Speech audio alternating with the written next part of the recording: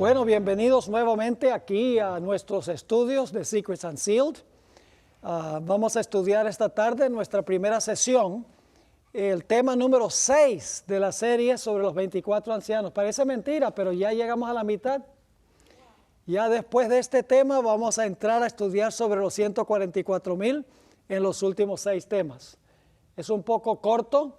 La escuela de Ancla en español lo hacemos más corto porque encontramos que los hispanos es más difícil escaparse una semana completa. Por esa razón empezamos jueves en la noche y terminamos domingo a mediodía. Pero tal vez en un futuro algunos se animen a venir una semana completa, empezando un lunes y terminando el sábado en la tarde. ¿Estarían interesados en algo así? ¿Sí vendrían de Guatemala? Bueno. Ok, amén. Eso ya está en cámara, todo, así que están comprometidos. Amén, amén, hasta de Cuba.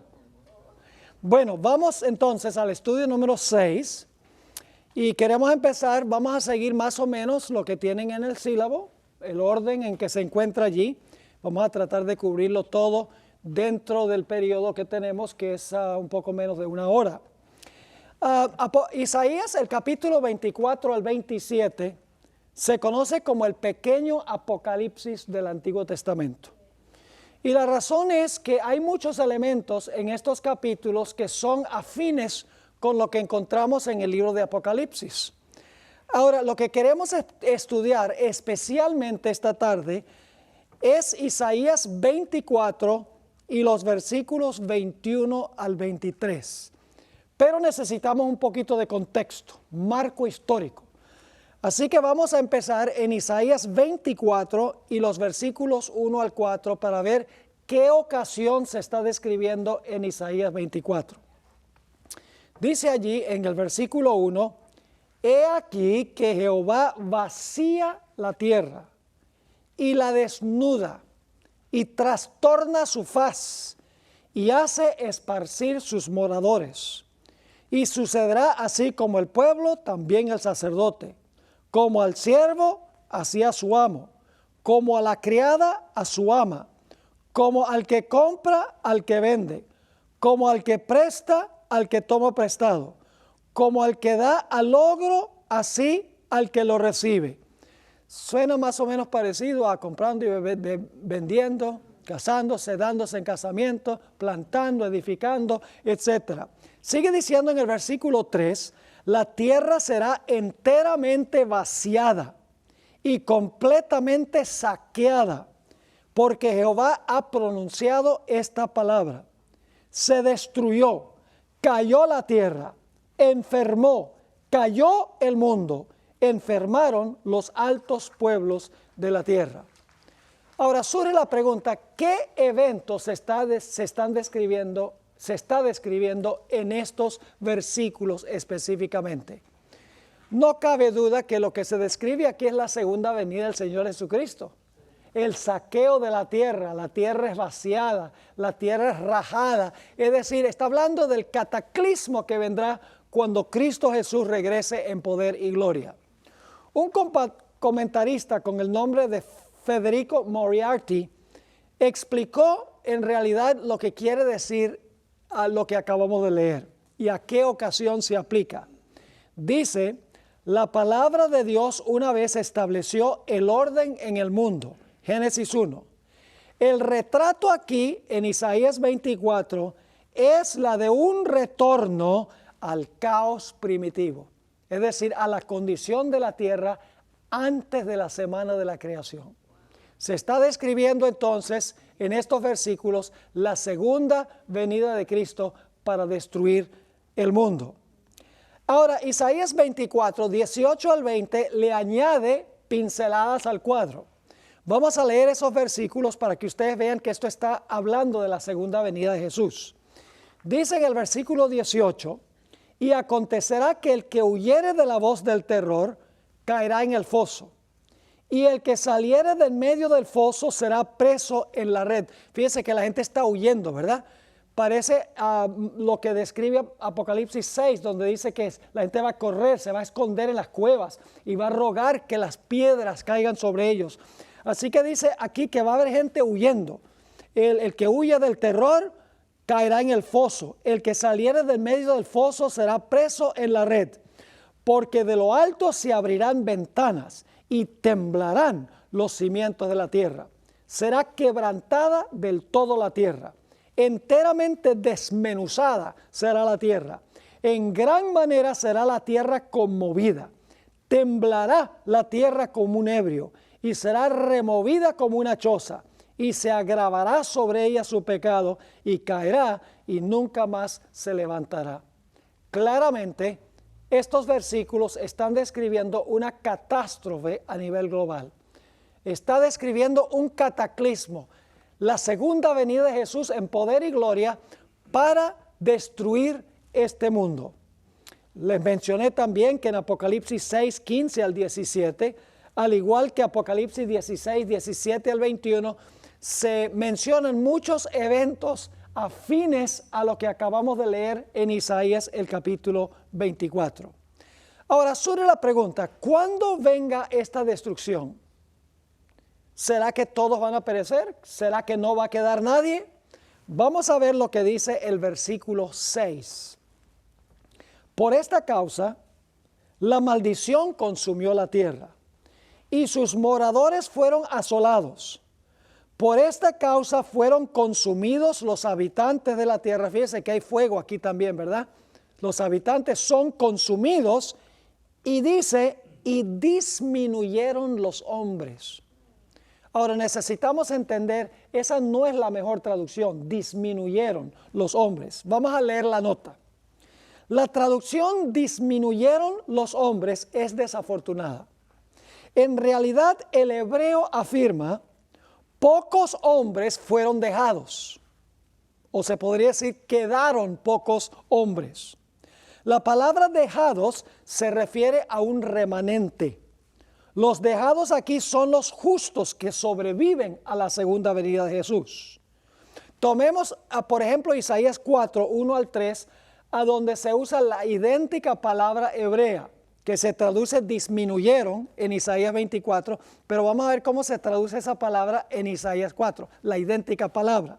Dice allí en Isaías 4 y el versículo 1, el versículo 3 es esto, y acontecerá que el que quedare en Sión y el que fuere dejado, esa expresión fuere dejado es la misma palabra hebrea, disminuyeron. El que fuere dejado en Jerusalén será llamado ¿qué? Santo. Tiene que ser los que sobreviven, ¿sí o no? Todos los que en Jerusalén estén registrados entre los que estén registrados entre los vivientes.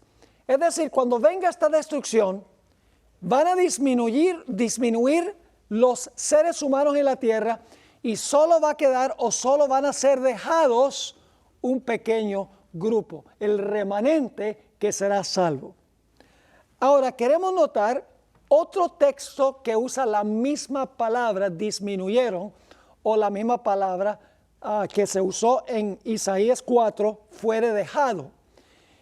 En realidad tenemos en Génesis el capítulo 7, 22 y 23 una descripción de lo que sucedió en los días de Noé, en el diluvio.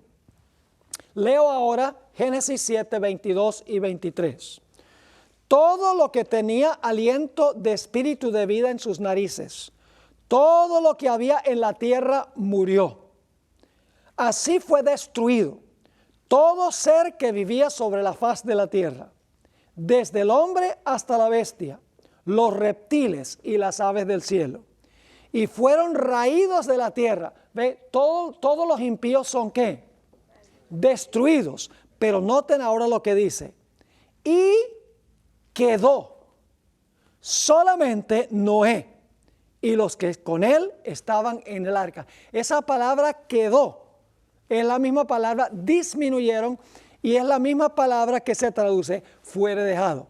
En otras palabras, cuando venga la destrucción, ¿quiénes son los únicos que van a quedar cuando se disminuya el número de los habitantes de la tierra?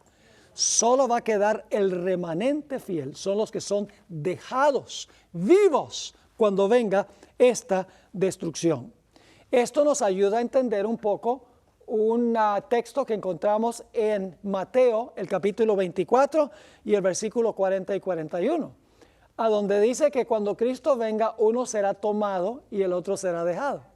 Generalmente los evangélicos dicen, bueno, el que es tomado se va para el cielo y el que es dejado se queda aquí en el planeta.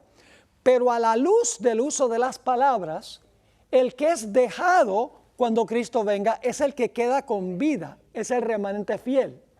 Y el que es tomado es el que es destruido. Uno puede demostrar eso con el uso de palabras en la Sagrada Escritura.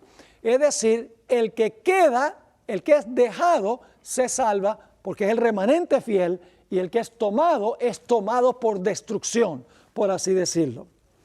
Ahora, en 1 de Pedro 3:20 nos dice cuál fue la disminución en los días de Noé. Dice allí en 1 de Pedro 3:20, mientras se preparaba el arca, en la cual que pocas personas, es decir, 8, fueron salvadas por agua. Se disminuyeron los hombres hasta quedar solamente ¿cuántos? Hasta quedar 8 personas. Esos fueron los que quedaron, fueron los que fueron dejados. Es decir, cuando Isaías 24 y el versículo 6 dice allí, disminuyeron los hombres o fueron dejados pocos hombres cuando venga la destrucción, esos son los que se van a salvar. Así que tenemos en Isaías el capítulo 24 una descripción de la gloriosa venida de Jesús para dejar vivos a los que son fieles y para destruir a todos los demás. Pero ahora queremos estudiar empezando en el versículo 21. Isaías 24 y el versículo 21. Cuando Jesús venga y se realice este cataclismo, esta catástrofe global, la segunda venida del Señor Jesucristo, nos dice la Sagrada Escritura que Dios va a castigar a 2 grupos. Note lo que dice el versículo 21 de Isaías 24. Acontecerá en aquel día, ¿cuál día se ha estado describiendo? El día cuando la tierra va a ser vaciada, cuando va a ser destruida, cuando va a ser saqueada, la segunda venida. Dice, acontecerá en aquel día que Jehová castigará al ejército de los cielos en lo alto. ¿Cuál es el primer grupo que va a ser castigado? El ejército de los cielos en lo alto, pero hay otro grupo. Y los reyes de la tierra sobre la tierra. Hay un grupo celestial y un grupo terrenal que va a ser castigado cuando Jesús venga. Me gusta la forma como reza la Nueva Versión Internacional. Dice, en aquel día el Señor castigará a los poderes celestiales en el cielo y a los reyes terrenales en la tierra. Hay un grupo celestial que va a ser castigado y hay un grupo terrenal que va a ser castigado cuando el Señor Jesucristo venga a destruir este mundo. Ahora, ¿quiénes son los seres celestiales que van a ser castigados cuando Jesús venga? Vamos a Efesios 6 y el versículo 12. Ya veo que algunos de ustedes se dan cuenta para dónde vamos con esto. Efesios 6 y el versículo 12. Vamos a ver quiénes son los poderes celestiales. Dice, porque no tenemos lucha contra sangre y carne. ¿Quiénes serían esos? Sangre y carne. Seres humanos, ¿verdad? No tenemos luchas contra sangre y carne, sino contra principados, contra potestades, contra los gobernantes de las tinieblas de este siglo, contra huestes espirituales de maldad. ¿Dónde? En las regiones, ¿qué? En las regiones celestiales. ¿Quiénes son esos que se describen aquí como principados, potestades, gobernadores de las tinieblas y huestes espirituales en las regiones celestiales? ¿A quiénes se refiere eso? Se refiere a Satanás y sus ángeles. No tenemos lucha contra sangre y carne, contra seres humanos, sino que tenemos lucha contra poderes mucho mayores que esos. Vamos a leer la nota que tiene información muy valiosa. En las Escrituras, las huestes celestiales son ángeles. Y la expresión carne y sangre se refiere a seres humanos. Eso lo pueden ver en Hebreos 2 y el versículo 14. El apóstol Pablo aquí afirma que no estamos guerreando contra meros seres humanos, sino contra ángeles caídos. En otro sitio el apóstol se refiere al capitán de estos seres como el príncipe de la potestad ¿de qué? De la potestad del aire. La hueste celestial que Dios castigará en la segunda venida son Satanás y sus ángeles. Es importante notar que inmediatamente después de describir el castigo de los reyes de la tierra, en Apocalipsis 19 y 20, se describe el atamiento de Satanás. Ahora, ¿cuál es el grupo terrenal que va a ser castigado cuando Jesús venga? Apocalipsis 19 y el versículo 19 lo dice. Dice, y vi a la bestia, a los reyes de la tierra y a sus ejércitos reunidos para guerrear contra el que montaba el caballo y contra su ejército. ¿Cuál es el otro grupo que va a ser castigado cuando Jesús venga? Los reyes de la tierra sobre la tierra. ¿Y cuál es el grupo celestial que va a ser castigado cuando Jesús venga? Satanás y sus ángeles, las potestades espirituales en el aire. Dos grupos van a ser castigados, uno celestial y uno terrenal. Ahora surge la pregunta, ¿cuál es el castigo que se les va a dar a las huestes celestiales y a los reyes de la tierra o los personajes que viven en la tierra? Vamos al versículo 22 del capítulo 24. Dice, aquí viene el castigo, y serán amontonados como se amontona a los encarcelados en mazmorra, y en prisión quedarán, ¿qué cosa? Quedarán encerrados. ¿Cuál es el castigo que van a recibir? Van a quedar, ¿qué? Encerrados en prisión. Ese es el castigo. Vamos a encontrar que el castigo tiene dos etapas. Esta es solo la primera etapa. Son encerrados en prisión. Ahora, vamos a leer la nota. La palabra mazmorra es interesante. En algunos textos del Antiguo Testamento se traduce cisterna. Cuando José se encontró con sus hermanos en Dotán, lo echaron a una cisterna, a un hoyo, lo echaron. Noten Génesis 37, 24, la misma palabra mazmorra que se usa en Isaías 24. Dice, hablando de José, y le tomaron y le echaron, ¿dónde? En la cisterna. Literalmente en el hebreo es un hoyo. Lo echaron en el hoyo, pero la cisterna estaba vacía y no había en ella agua. Lo metieron en un hoyo bien profundo, en otras palabras, y lo mantuvieron allí aprisionado hasta que pudieran decidir qué iban a hacer con él. Ahora, lo mismo se usa para hablar del profeta Jeremías.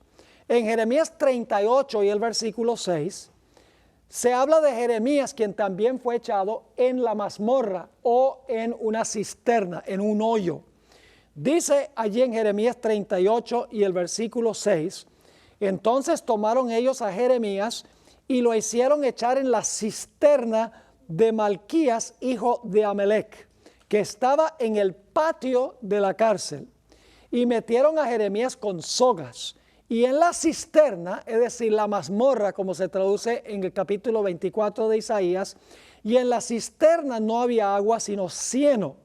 Y se hundió Jeremías en el cieno. Ahora leamos la nota, muy importante. Tanto José como Jeremías fueron echados en la cisterna estando vivos. ¿De acuerdo?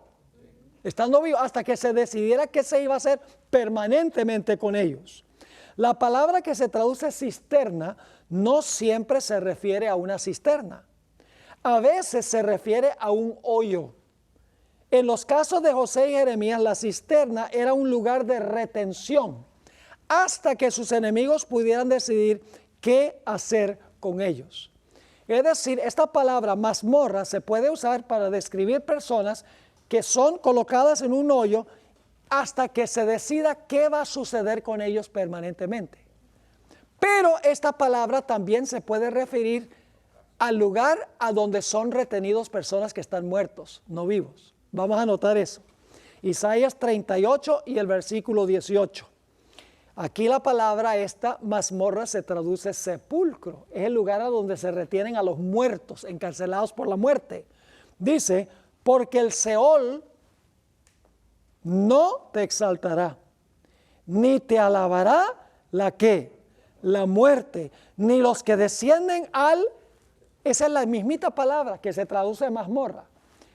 Dice, ni los que descienden al sepulcro esperarán tu verdad. Es decir, esta palabra se puede referir a un lugar donde se retiene gente viva hasta que se decida qué va a hacerse con ellos, y también se usa para describir la cárcel de la muerte a donde los muertos son retenidos también. Noten el Salmo 30 y el versículo 3. Aquí no se traduce sepulcro, sino que se traduce sepultura, esa misma palabra. Dice allí en el Salmo 33, oh Jehová, hiciste subir mi alma del Seol. Esa es la palabra sepulcro, del Seol. Me diste vida para que no descendiese a la ¿qué? A la sepultura. La misma palabra hebrea. Se traduce sepulcro en Isaías 38, se traduce sepultura en el Salmo 30, pero también se traduce de otra forma la misma palabra. En el libro de Proverbios, el capítulo 1 y el versículo 12, dice, los tragaremos vivos como el Seol, y enteros, como los que caen en un ¿qué? Como los que caen en un abismo. La mismita palabra se traduce ¿qué? Abismo. ¿Pueden pensar en otro lugar donde se usa esa palabra abismo? ¿Qué tal Apocalipsis, el capítulo 20? Donde dice que Satanás es echado ¿a dónde? Al abismo. ¿Y qué pasa con todos los impíos? Todos los impíos están en prisión también. ¿Cuál prisión? La prisión de la muerte. Pero Satanás y sus ángeles son retenidos en el abismo, estando ¿qué? Estando vivos hasta que se decida finalmente qué es lo que se va a hacer con ellos. Ahora fíjense entonces, Jeremías 41 y el versículo 9. Dice, fíjense que la cisterna es el lugar donde echan cuerpos muertos. Dice, y la cisterna en que echó Ismael todos los cuerpos de los hombres que mató a causa de Gedalías, era la misma que había hecho el rey Asa a causa de Baasa, rey de Israel. Ismael, hijo de Netanías, la llenó ¿de qué? La llenó de muertos. La nota. El hoyo no es tan solo un lugar de retención para los vivos. La palabra se usa sinónimamente con la muerte, la sepultura y el abismo. Y como veremos en unos momentos, Satanás y sus ángeles quedarán confinados allí estando vivos, mientras que los reyes de la tierra quedarán confinados por la muerte. La palabra abismo en Apocalipsis 20 es sinónima con la palabra hoyo. Ahora leamos en Apocalipsis 20, 2 y 3, a quién se le va a encarcelar en el abismo, en la prisión. Además de los muertos, van a estar en la prisión de la muerte. ¿Quién más? Apocalipsis 20, 2 y 3. Y prendió al dragón, la serpiente antigua, que es el diablo y Satanás, y lo ató por 1000 años. Y lo arrojó ¿a dónde? Interesante, al abismo, y lo encerró. Y puso su sello sobre él, para que no engañase más a las naciones, hasta que fuesen cumplidos 1000 años. Y después de esto debe ser ¿qué? Desatado por un poco de tiempo. Así que ¿quién es el que va a ser atado estando vivo en el abismo? Satanás. Y además de eso, sus ángeles. Porque dice los poderes celestiales, plural. Isaías nos dice que todos, el libro de Apocalipsis dice que Satanás, porque él es el originador y el instigador del pecado. Ahora, noten Apocalipsis 25, lo que pasa con los que murieron. Ellos permanecerán encarcelados por el sepulcro o por la muerte por 1000 años. Porque dice en Apocalipsis 25, pero los otros muertos, es decir, los impíos, los otros muertos no tornaron a vivir hasta que se cumplieran los 1000 años. ¿Está la idea del milenio en otras partes de la Biblia fuera de Apocalipsis 20? Sí, claro.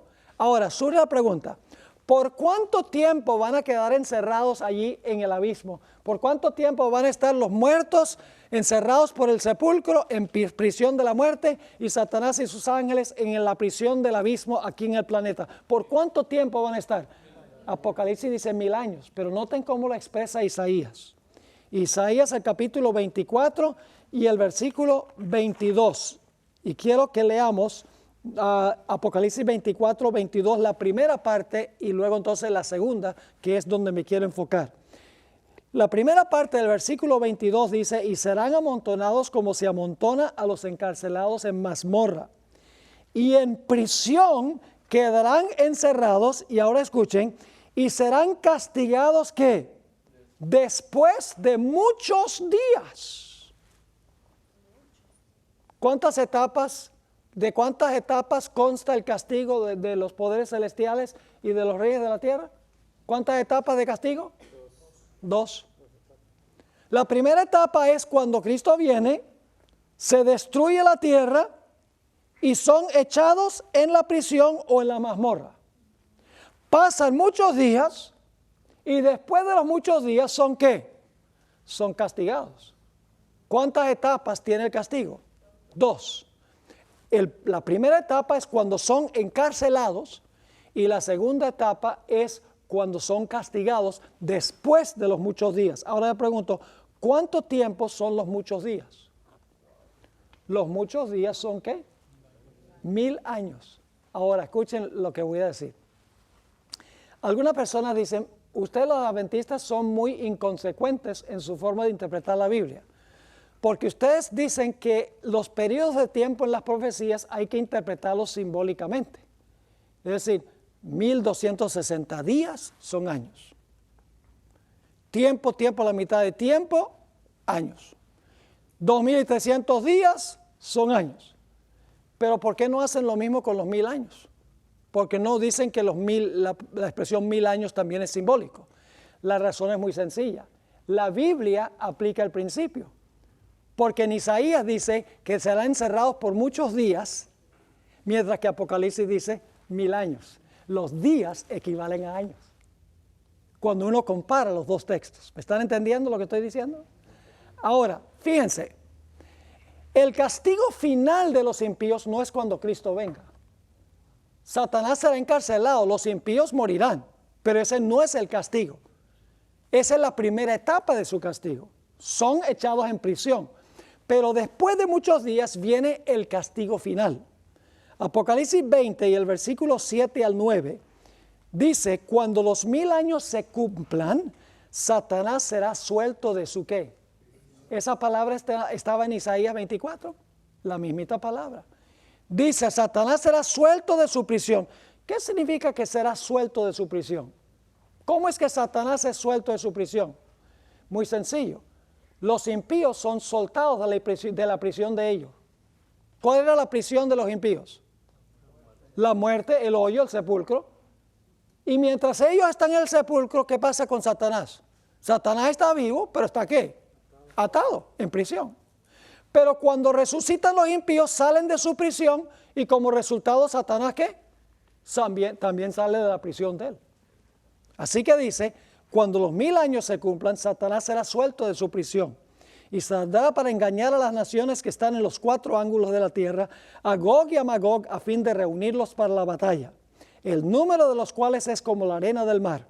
Y subieron sobre la anchura de la tierra y rodearon el campamento de los santos y la ciudad amada. Y de Dios descendió fuego del cielo y los consumió. Esa es la segunda etapa del castigo. Allí ya son destruidos. En la primera etapa del castigo son retenidos. Después de muchos días o 1000 años, ahora son destruidos. ¿Está claro ese punto? Y entre esos dos puntos de tiempo, en el cielo, el pueblo de Dios los va a estar juzgando. A Satanás y a sus ángeles y a los impíos que están en la prisión de la muerte. Ahora, ¿qué sucede después que los impíos son destruidos? Fíjense, ahora viene la parte más emocionante. Dice en Apocalipsis, el capítulo 21 y el versículo 2, y esto sucede antes de que sean destruidos, pero quiero que noten este punto. Yo, Juan, vi la santa ciudad, la nueva Jerusalén, que descender del cielo de Dios, dispuesta como una esposa ataviada para su marido. Es decir, después de los 1000 años, los impíos están afuera, la ciudad ha descendido a la tierra, los impíos se preparan para atacar la santa ciudad, una hermosa ciudad como una esposa ataviada para su marido. Ahora, lo interesante es que en la ciudad nos dice algo en cuanto al sol y la luna. Note lo que dice Isaías 24 y el versículo 23. La luna se avergonzará y el sol se confundirá. ¿Cuándo es que la luna se va a avergonzar y el sol se va a confundir? Fíjense. Cuando Jehová de los ejércitos haga ¿qué cosa? Reine en el monte de Sión y en Jerusalén. Ahora paremos un momentico allí. ¿Qué es lo que se ve en el libro de Apocalipsis después de la destrucción de los impíos? La nueva Jerusalén, ¿no es así? Desciende la nueva Jerusalén. Cuando los impíos son destruidos, se ve a Dios en la ciudad. Dicho sea de paso, también el monte de Sión, porque los 144,000 están parados sobre el monte de Sión. Dice en Apocalipsis el capítulo 14. Así que desciende la nueva Jerusalén, los impíos son destruidos, y entonces dice, la luna se avergonzará y el sol se confundirá cuando Jehová de los ejércitos reine en el monte de Sión y en Jerusalén. Y ahora viene el detalle. Posiblemente ustedes estaban pensando, bueno, ¿y dónde están los ancianos aquí? Aquí están. Cuando Jehová de los ejércitos reine en el monte de Sión y en Jerusalén, ¿y delante de qué? Y delante de sus ancianos sea glorioso. ¿Qué va a hacer Dios después de los 1000 años cuando descienda la santa ciudad? Dios va a reinar en Sión y en Jerusalén delante de sus ancianos. Ahora, ¿quiénes son esos ancianos delante del cual va a gobernar Dios? Ya lo hemos estudiado, ¿sí o no? ¿Quiénes son los ancianos? Los ancianos son los representantes de todo el universo. Después que termine el pecado, Dios va a continuar con su concilio celestial. Todavía va a gobernar en Jerusalén, en Sión, delante de sus ancianos. Ahora usted dice, pero pastor, ¿qué es eso cuando dice la luna se avergonzará y el sol se confundirá? Apocalipsis lo explica. Apocalipsis 21 y el versículo 23. Está hablando aquí de la misma ciudad, la Nueva Jerusalén, y declara, y tenemos que tener cuidado aquí en la forma como lo leemos, la ciudad, ¿cuál ciudad? La Nueva Jerusalén. La ciudad no tiene, ¿qué? No tiene necesidad de sol ni de luna. Es decir, ¿qué va a pasar con la luna? La luna se va a avergonzar. ¿Y qué va a pasar con el sol? El sol se va a confundir. Dice, la ciudad no tiene necesidad de sol ni de luna que brillen en ella, porque la gloria de Dios la ilumina y el Cordero es su lumbrera. Ahora, permítame explicar lo que quiero decir, porque algunos dicen que no va a haber sol ni luna. En el futuro no hay sol ni luna. El texto no dice eso. El texto dice, en la ciudad no hay necesidad de sol ni de luna. No en toda la tierra, en la ciudad. Y no es que no haya, sino que no se necesita. Ahora, permítame darles una ilustración. Ustedes salieron hoy a comer. Es un día radiante, ¿verdad? Con mucho sol. Ahora, yo quiero que ustedes se imaginen que yo estoy afuera y tengo una linterna prendida, estoy caminando con la linterna alumbrando el suelo. ¿Se ve la luz en el piso? No se ve la luz. Está prendida, pero la luz no se ve. ¿Por qué no se ve la luz? Porque la luz del sol es tanto más brillante. No hay necesidad de sol ni de luna en la ciudad, porque la luz de Dios deslumbra la luna y el sol, pero sí va a haber luna y sol. Lo que pasa es que la luz de Dios es tan gloriosa que el sol y la luna ni siquiera se van a avergonzar como dice en el libro de Isaías. ¿Está entendiendo esto? En la ciudad no hay necesidad de sol ni de luna. Y sí va a haber sol y luna, mi pueblo. Cuando la santa ciudad descienda a la tierra va a haber sol y luna, porque la Biblia dice que vamos a ir de mes en mes y de sábado en sábado a adorar delante de Jehová. Y usted no puede ir de mes en mes y de sábado en sábado, al menos que haya meses y al menos que haya días. Y el día se mide por el levantar y el ocultar del sol. Ahora, necesitamos hablar un poco sobre la vida futura y luego vamos a enfocarnos en los ancianos. Apocalipsis 21 y el versículo 1. Qué lindas promesas.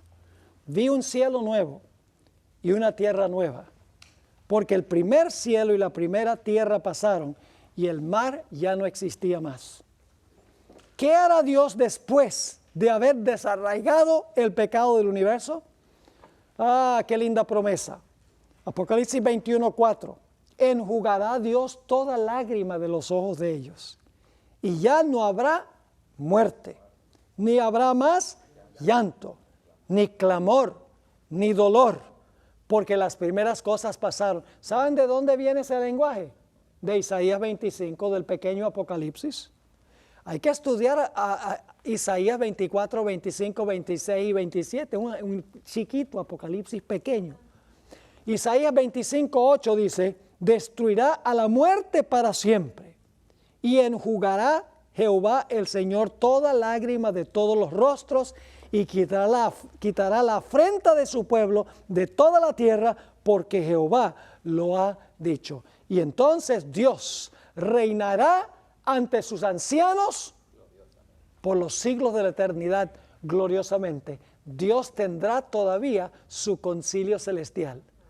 Yo pregunto, ¿tenía Dios un concilio celestial antes del pecado? Sí, porque cuando Lucifer pecó, ¿qué hizo Dios? Dios convocó el concilio celestial para ver qué se iba a hacer con este personaje. Dios siempre ha operado el universo de esta manera desde que creó a los ángeles.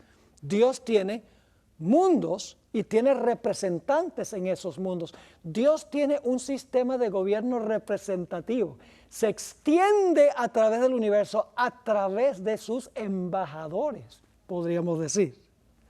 Ahora, el número 24 es un número simbólico, porque en las profecías todos los números son simbólicos. El número 24 es un número simbólico. Creo que se refiere a 24 turnos que tenían los sacerdotes en el santuario terrenal. 2 veces al año, por 2 semanas al año, los sacerdotes servían en el santuario.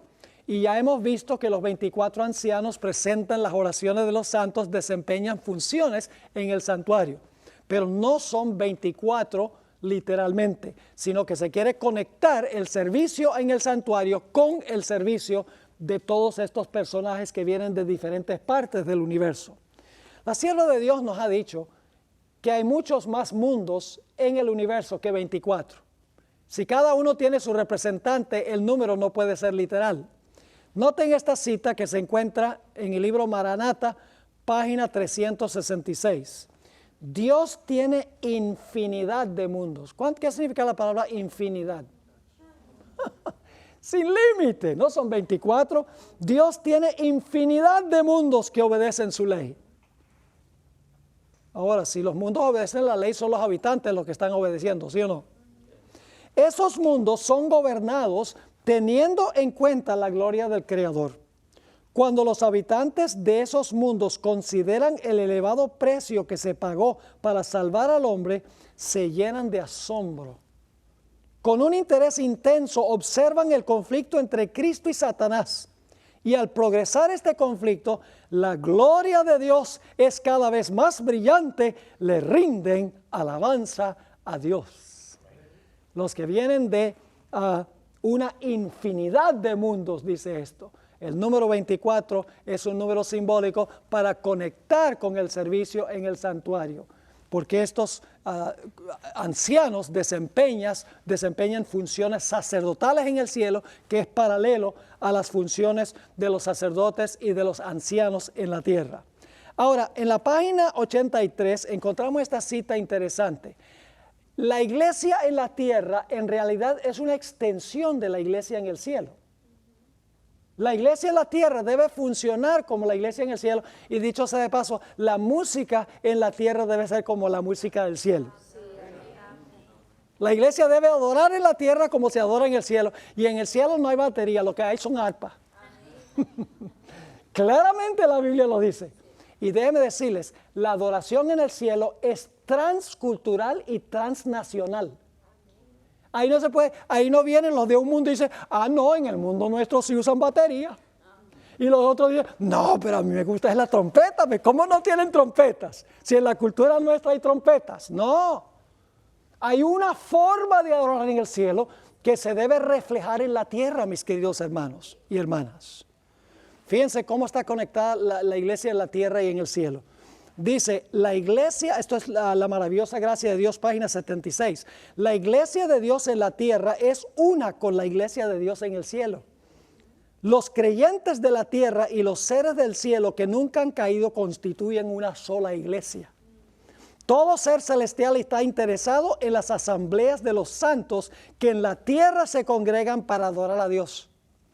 En el atrio interior del cielo escuchan el testimonio que dan los testigos de Cristo en el atrio exterior de la tierra. Y las alabanzas de los adoradores de este mundo hallan su complemento en la antifonía celestial. Y el loor y el regocijo repercuten por todos los atrios celestiales, porque Cristo no murió en vano por los caídos hijos de Adán.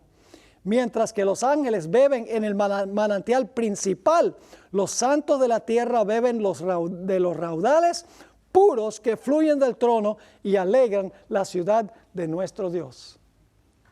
En los lugares celestiales hay rangos, mis queridos hermanos y hermanas. Esta idea de que en la iglesia eso es igualitario. Todo el mundo puede tener todas las funciones, no hay ningún problema. Sí hay un problema muy grande. Porque Dios tiene diferentes niveles de líderes en el cielo. Hay Gabriel, que tomó el lugar de Lucifer. Están los querubines, están los serafines, están los ángeles de alto mando, los ángeles fuertes, los ángeles más elevados.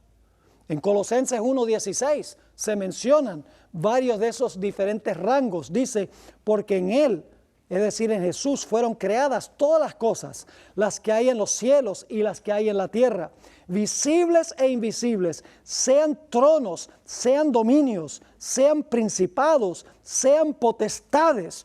Todo fue creado por medio de Él y para Él.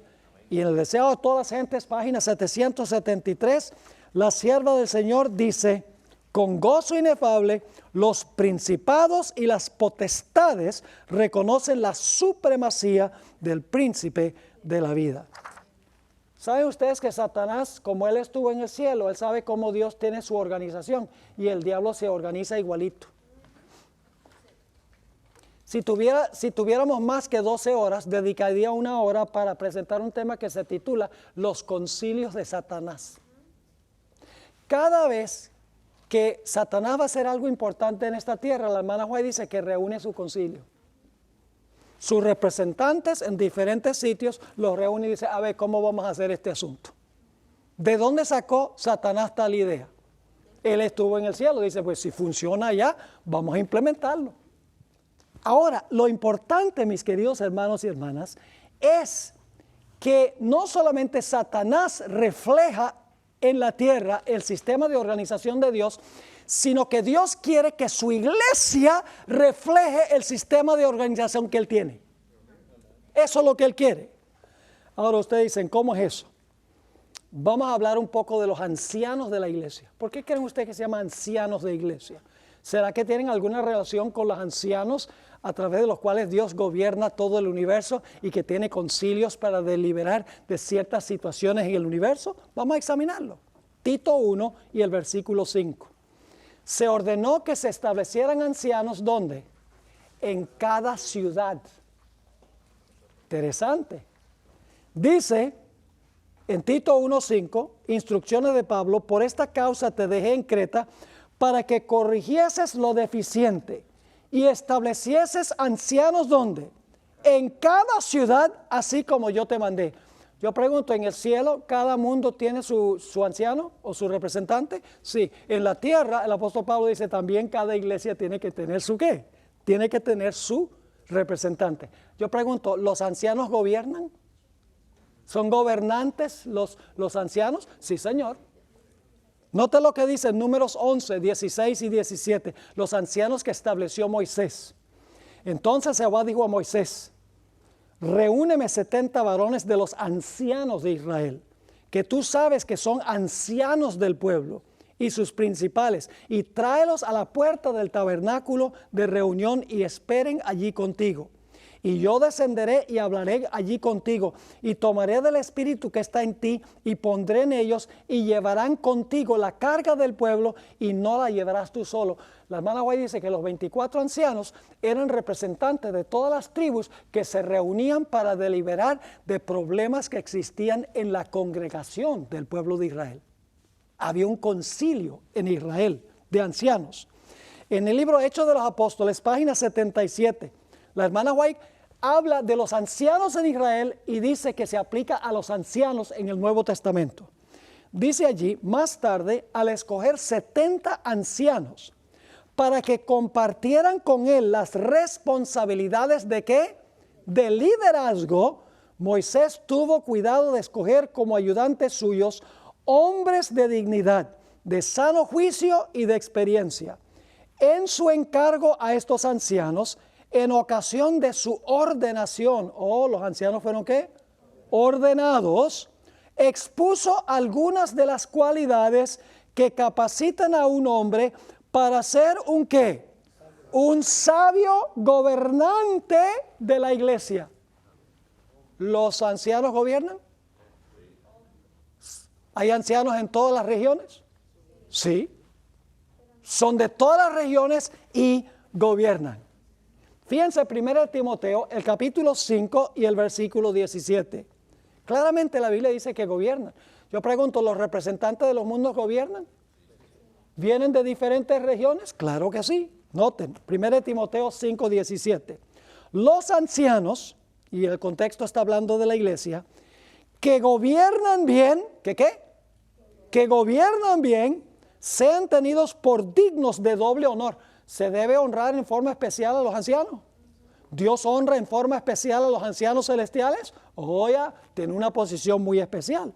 Así que dice, sean tenidos por dignos de doble honor, mayormente los que trabajan en predicar y ¿qué? Y enseñar. Ahora, ¿saben algo interesante? Hoy en día, la discusión sobre la ordenación de la mujer, algunos de los que están a favor de ordenar mujeres, ustedes saben que yo tenía que incluir esto en por lo menos una presentación. Dicen, mire, estamos dispuestos de aceptar la idea de que un líder espiritual en el hogar debe ser hombre. Sí, debe ser el papá. El hombre debe gobernar en la casa. Pero eso no se aplica en la iglesia. Dice, en la iglesia cualquiera puede ser, no tiene que ser el varón. Eso contradice lo que dice la Biblia. 1 Timoteo 3 y el versículo 4 y 5 dice que el anciano debe ser uno que gobierne ¿qué? Bien su casa. Que gobierne bien su casa.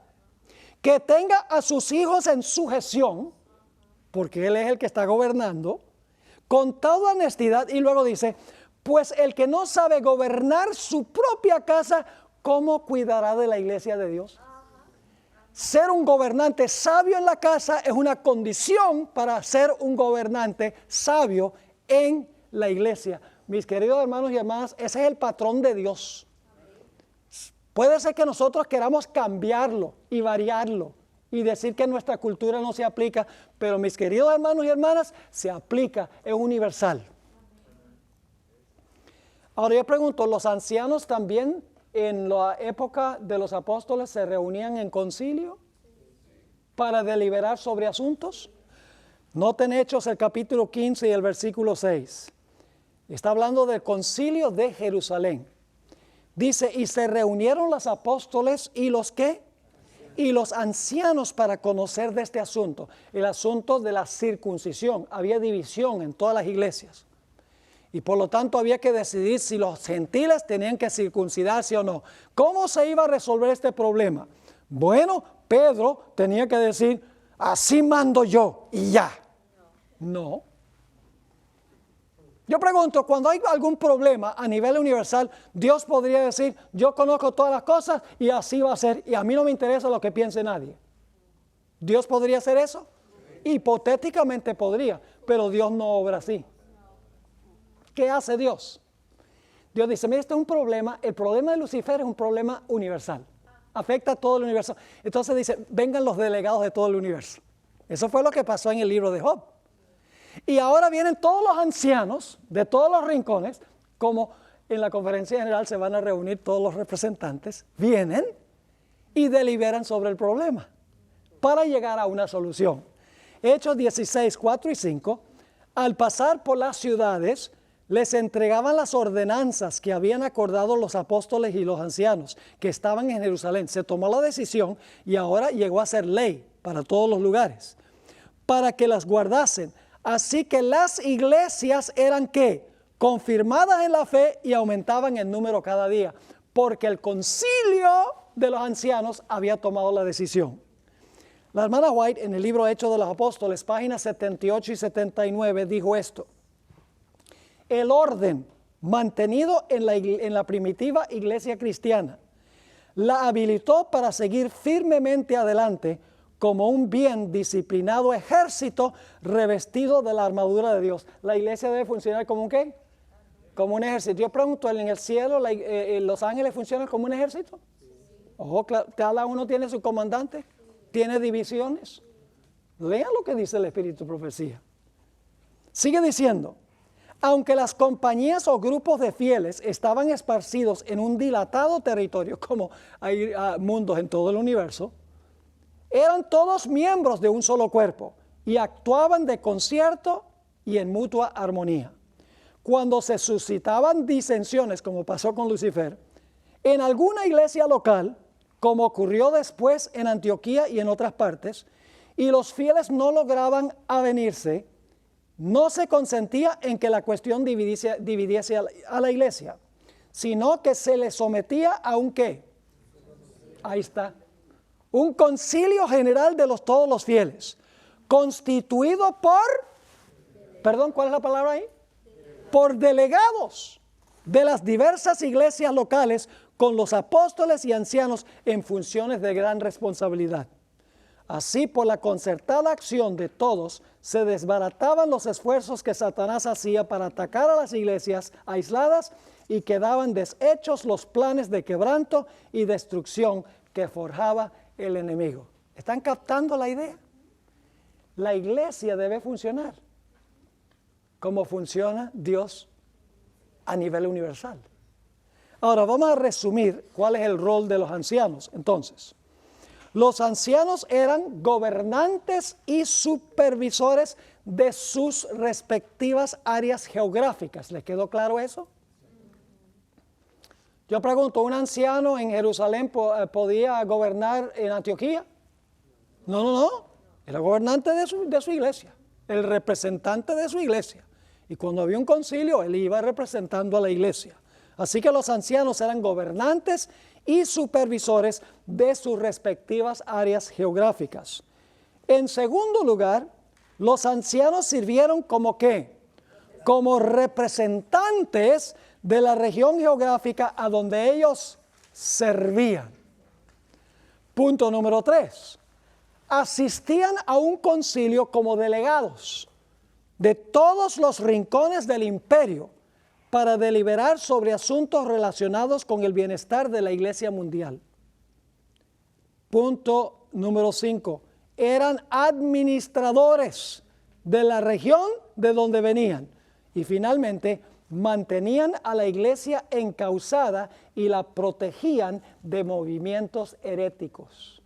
¿Ustedes creen que en el cielo también los ancianos protegen a la iglesia celestial de movimientos heréticos? Ustedes recuerdan que leímos una cita de la hermana White, a donde la hermana White dice que no se pueden retirar del puesto donde Dios los ha colocado, porque si se retiran, estarían en peligro de caer bajo los sofismas del enemigo. Es decir, una de las funciones de los ancianos en la economía celestial es proteger al cielo de las artimañas de Satanás. Así que el libro de Isaías nos dice cuál va a ser la función de los ancianos en la eternidad. ¿Cuál ha sido su función en el pasado? Dios tiene un estilo de gobierno no democrático, sino un estilo de gobierno que es república. Gobierna a través de sus representantes. Es casi como el gobierno de los Estados Unidos y otros países. Vienen representantes de cada región al Congreso, senadores de cada región al Congreso, y toman decisiones que tienen que ver con el funcionamiento de todo el país de los Estados Unidos. Es un gobierno a donde todos los rincones del país tienen su voz y su voto y pueden hacer su contribución al funcionamiento del país. Así es que hace Dios en el cielo. Es decir, que en esta tierra los gobiernos representativos se copiaron de Dios. Y dicho sea de paso, se copiaron también en el sistema judicial que nosotros mencionamos. En el sistema judicial hay 3 pasos: investigación, sentencia y ejecución de la sentencia. Igualito que hace Dios. ¿Qué hace Dios primero? Hace un juicio investigador en el santuario celestial, abre los libros, muestra la evidencia ante el jurado celestial. El jurado celestial mira la evidencia y entonces dice, este individuo es ¿qué? Es culpable, o este individuo es inocente. Y luego dicen, ¿cuál va a ser la sentencia? Bueno, si se halla culpable, la sentencia o el castigo es conforme a su obra, y entonces llega el momento cuando se implementa el castigo. Es decir, el sistema judicial en la tierra funciona de la misma manera que el sistema judicial de Dios en el cielo. Y la iglesia debe funcionar en armonía con la iglesia celestial. Por eso, cambiar el sistema de Dios en la tierra es algo muy serio. Este asunto de la ordenación de la mujer no es un asunto de poca monta, porque es cambiar el orden que estableció Dios para gobernar la iglesia, que debe reflejar la forma en que Dios gobierna todo el universo. Y en la eternidad, el representante de este planeta será ¿quién? Será Adán. Cuando es reinstaurado en su trono, será nuevamente el Padre y el representante del planeta cuando se hagan reuniones celestiales para deliberar sobre el mejor funcionamiento del universo.